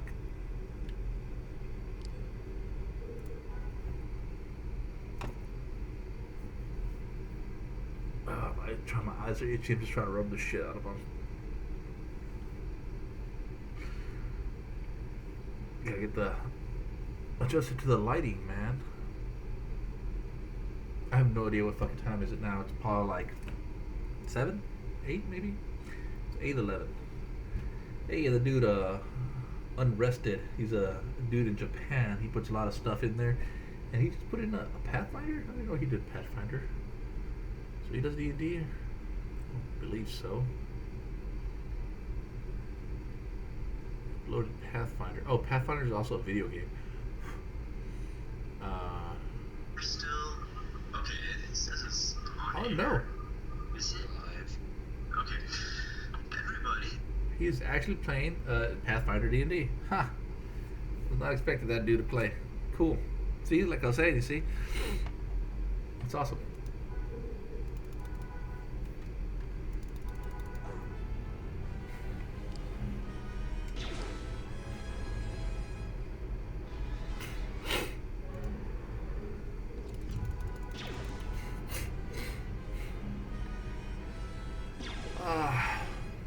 I'm actually kind of tired.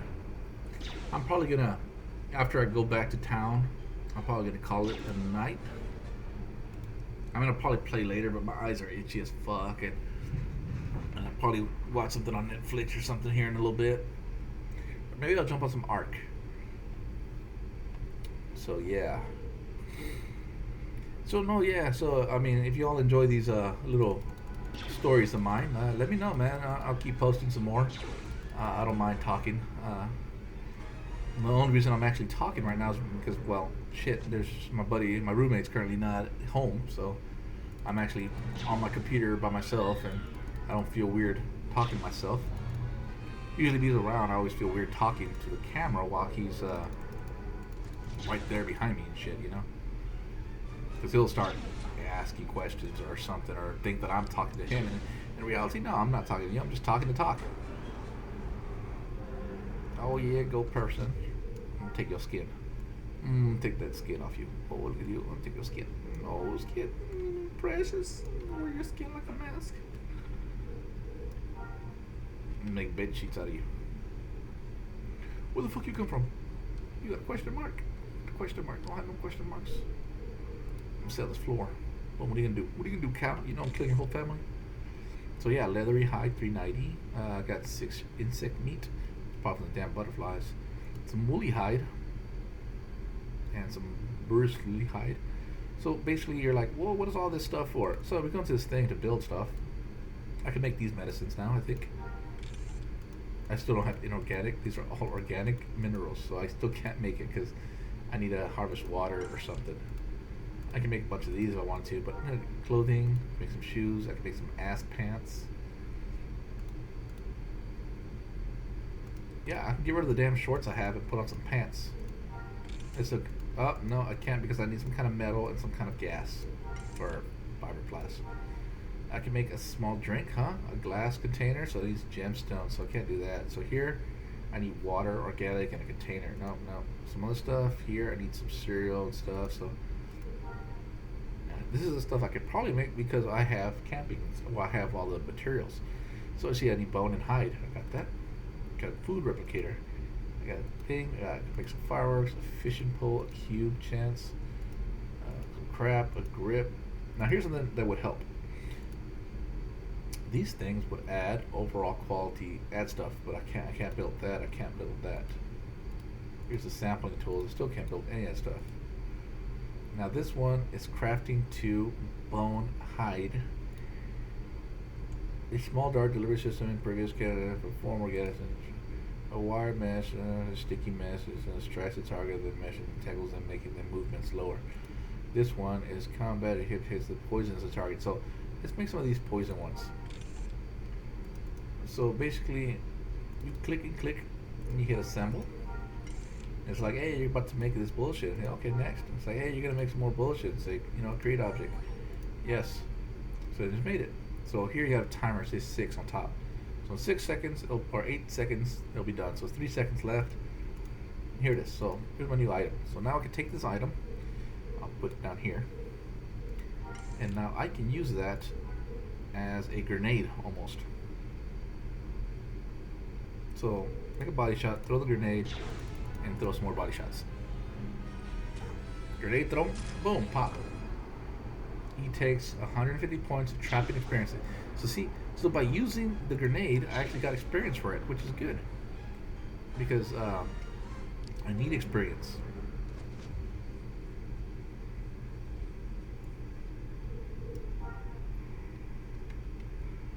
Okay, so that was my second wave of dudes. So I got one more wave, maybe? Piece it out. I got one more dude over here. No, clear, man. I said piece it out, dude. Shoot that dude in the ass.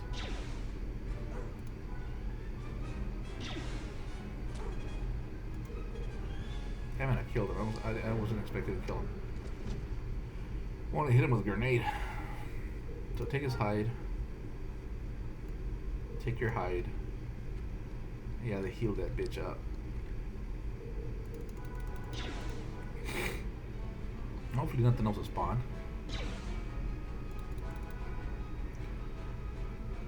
So yeah, again, like I was saying earlier, man, enjoy my audio or whatever. Say something, and maybe I'll make more. If not, I don't know. I mean, this is 4 videos I've already put together today of just me talking shit to the thing, you know, playing some Star Wars Galaxies, and I like this game, so it's something that I'll continue playing. And hopefully, I can get some more people on here. Maybe we can run around together. We can take out some Rancors eventually in the future. That'd be sweet. But yeah. I'm trying to think of any other cool stories I could throw in here that are pretty quick. None of my stories have been quick. A lot of them has just been long and lengthy. You know, I guess that's the same word.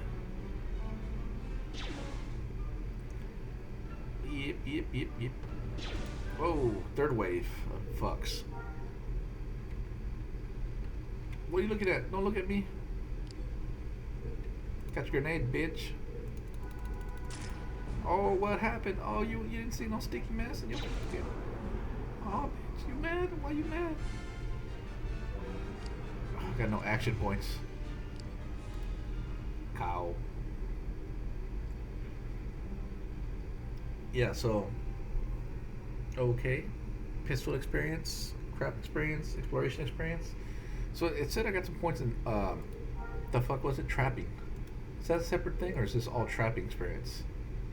Available skill points, skills, recovery. So here's Hunter, which I can get now. Scout, I need to get this one up there. But does it say trapping experience? Oh, here's trapping. Okay, so trapping is its own little thing. I don't really need it. What can I make? I can make sharp bone spur, a glow juice trap, okay. A noisemaker, a stink bomb, a glow wire trap, a prismatic dart, adhesive mesh. Q. Definitely want to continue leveling those up because I want to get to creature handler. But while I'm at it, catch, dude. Oh, I just threw something sticky at your feet, bitch. Oh, what's the stick? What's the sticky mess? Oh my gosh. Is this blood?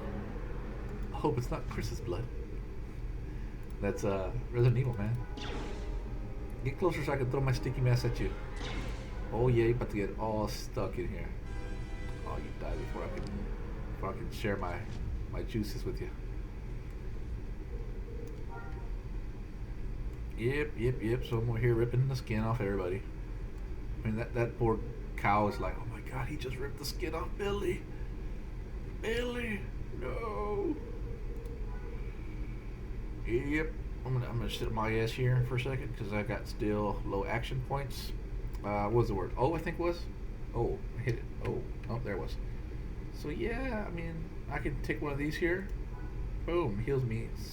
Battle fatigue fit 79. So not bad. Food, drink. They don't do that no more, I don't think.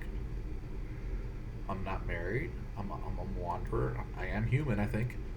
And bank location unknown, and lots remaining 10. I have has acquired 25 badges. Have acquired badges you have not yet won. Okay, you have won.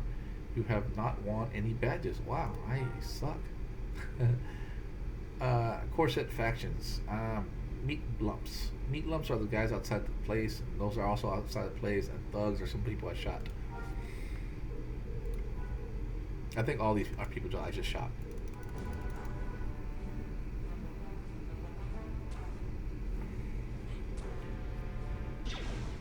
I'm gonna try to get this guy with my sticky mess. Pop him. Come here. Oh, I threw some sticky stuff at your feet, bitch. Uh-oh. Uh-oh. Woo! I thought you were gonna incapacitate me. Look at that. I ain't got no action points. Rip the skin off your buddy there. Rip the skin off this guy. Rip the skin off this guy. I rip it off with my bare teeth. And that should be it. Nothing else should spawn, so I'm gonna attack it with my hands in the air like I just don't care. Look at that, 1270 damage. Oh yeah, nothing else is spawning, right? Got some shit running back and forth here. One more back here. Boom, pop. Give me where's my money? All right, let me get to my my thing. Get back to town, and then probably camp out of this game. So yeah. Still got nothing else to talk about now. Kind of got my head all wrapped up in something else, and can't really think of anything. So yeah, maybe we can do some D&D. One thing I always wanted to do was like, I can't really say like online D&D because that usually never works out well. You know, you get shy with people, no people ever show up. But maybe more of an interactive D&D type deal where like it's a video, I post a video, and then maybe follow it by the comments almost. But that gets very hectic and crazy. Although I don't have a lot of people that monitor me, so that's cool.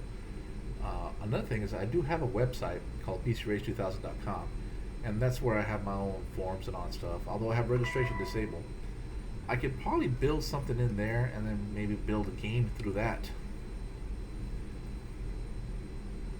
Ooh, Secure Team just put up a video, new alien video. Cool. Wonder what it's about.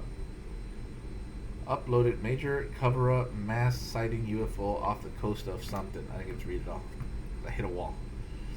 Cool, so I'm gonna go check out that video from Secure Team. Another one, if you're interested into, I guess how do you say it, ufology.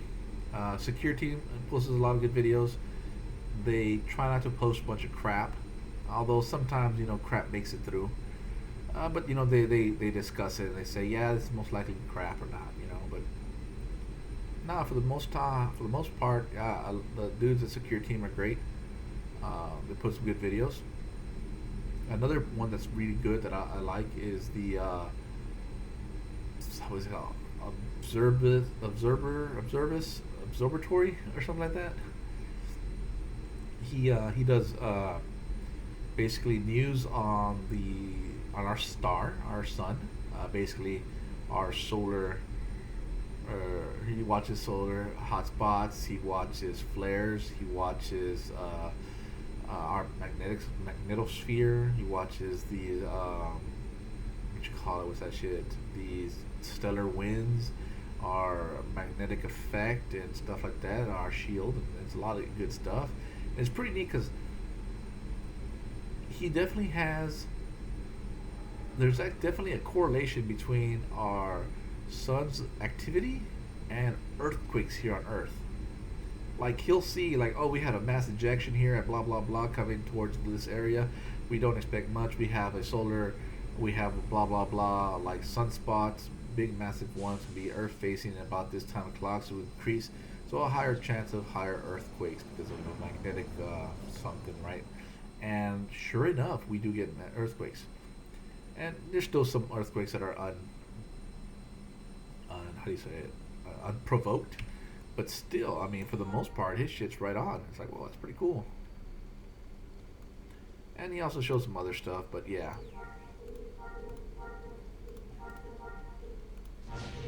What the fuck? That explosion shook my screen, so I couldn't pay for that thing. Okay, yeah, so I got that done. That guy's shit's fucked. I put my ship away. I was gonna make it to the cantina. Doop, doop, doop, doop, doop. Can you run and build shit? You probably can. It's just... Oh, I guess not. There you go.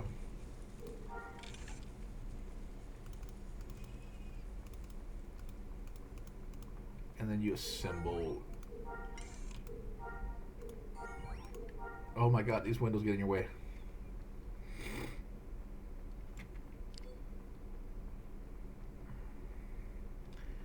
Yeah. Another channel that I really like watching, although they kind of ran off episodes right now. It's Pork Chop and Flat Screen. That's also another awesome cartoon. It's like ninjas and stuff. They don't really talk much, and the animation's not. I mean, it's not amazing, but the characters are great, and I love it. I love the art style of it. It's pretty sweet, and it's all like ninja kung fu style type deal, and it's pretty awesome. And they got this guy who plays. They got the music from this other guy called Ebenezer, I believe it is, and man, it's good stuff. I really like it. It's another one of those things. It's cool beans. So yeah. So throwing some shout outs here. So like I said earlier, SWGEmu, check him out. He's a pretty cool guy. Then I got the guys at Secure Team. I also watch a lot of Philly D as well. I'll watch this guy. And he has a protocol droid doing effects and shit. Fucking making it rain, bitch. Oh, he's playing some music to put you to sleep. Man, it seems like he's like a washing machine that's too much soap in him. Alright, so I'm gonna end this video here, and I guess I'll catch y'all later, and let me know if I should continue making these videos or not, or say fuck it all, right? Okay, catch you later.